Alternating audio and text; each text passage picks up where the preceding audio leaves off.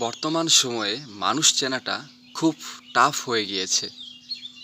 আপনি কার সাথে চলবেন, কার সাথে বন্ধুত্ব করবেন, কাকে আপনার মনের কথা বলবেন, এইটা বোঝা খুব টাফ কোন মানুষটা কেমন। কিন্তু একজন প্রাণীর সাথে যদি আপনি বন্ধুত্ব করতে পারেন, আমি মনে করি এটা বেটার। এই যে আমার পাশে বসে আছে খুব সুন্দর করে, দেখতে পাচ্ছেন? তার সাথে যদি আপনি বন্ধুত্ব করতে পারেন, সে আপনাকে কখনো ধোঁকা দিবে না।